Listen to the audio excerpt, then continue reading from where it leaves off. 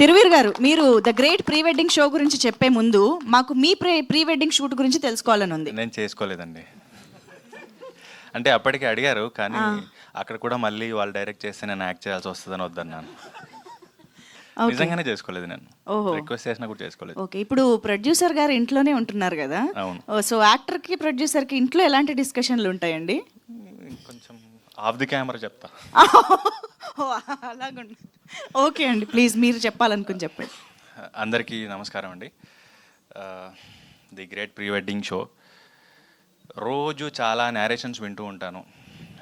చాలా వరకు కామెడీ సబ్జెక్టులు ఏవైతే వస్తూ ఉంటాయో ఇవి కామెడీ ప్రధానంగా ఉన్నాయంటారు, కానీ చెప్పేవాళ్ళు నవ్వరు, నేను నవ్వను. నేరేషన్ అయిపోతుంది, ఇది కామెడీ సినిమా అన్నారు కదా అని వాళ్ళు వెళ్ళాక డౌట్ వస్తూ ఉంటుంది.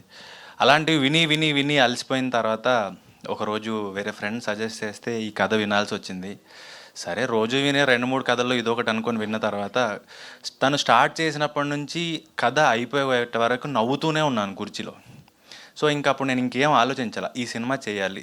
వేరే సినిమాతో క్లాష్ వచ్చినా ఉన్నా బిజీగా ఉన్నా ఎలా ఉన్నా ఈ సినిమా చేయాలనుకున్నాను. అండ్ సినిమా మొత్తం యంగ్ టీం, కొత్త వాళ్ళు.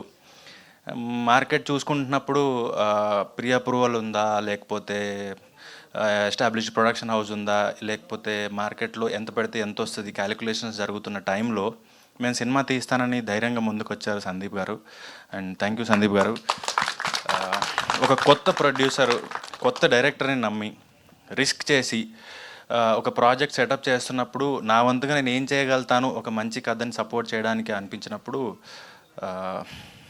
నేను రెమ్యూనరేషన్ తీసుకోకుండానే పపెట్ షో అని స్టార్ట్ చేసి అసోసియేట్ అయ్యాను.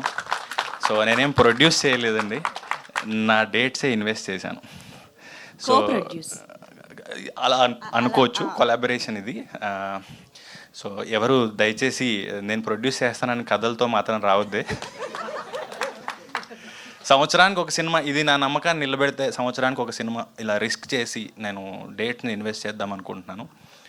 అండ్ ఈ సినిమాకి పనిచేసిన వాళ్ళందరూ కూడా సగానికి పైగా నా ఫ్రెండ్సే.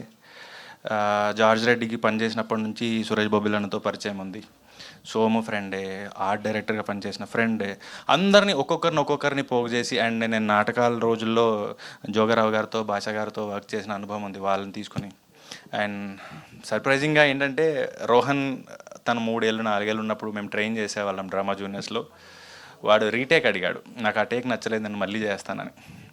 మోర్ దెన్ అన్ యాక్టర్ నాకు గురువుగా చాలా సంతోషం వేసింది. ఏంటి వీడు రీటేక్ అడుగుతున్నాడా, ఇంత పెద్దోడు అయిపోయాడు, ఆడికి ఒక క్లారిటీ ఉందని. So Rohan, all the best.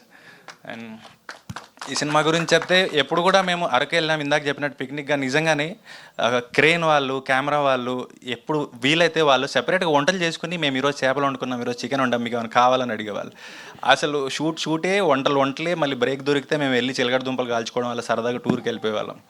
ఇది షూట్ కంటే నిజంగా ఇది పిక్నికే. సో ఈ చిన్న సినిమాని అందరూ సపోర్ట్ చేయగలిగితే, ఒక చిన్న పాయింట్ని తీసుకొని ఇంత మంచి సినిమాగా డెవలప్ చేయొచ్చు అని ప్రూవ్ చేశాడు రాహుల్. అండ్ ఇది హోల్ ఫ్యామిలీ కూర్చొని సరదాగా నవ్వుకునే సినిమా.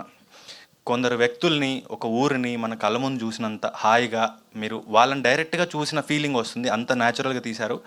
సౌండ్ చాలా బాగా వచ్చింది, యాక్టర్స్ అందరూ చాలా బాగా చేశారు. అండ్ ఇంకా నెక్స్ట్ ప్రీ రిలీజ్ ఇంకా రకరకాల ఈవెంట్స్ ఉన్నాయి కాబట్టి అప్పుడు మాట్లాడుకుందాం. థ్యాంక్ యూ సో మచ్ ఇక్కడికి వచ్చినందుకు. అండ్ శేఖర్ గారు, మీ హెల్త్ బాగాలేకపోయినా మాకు సపోర్ట్ చేయడానికి వచ్చినందుకు thank you so much sir.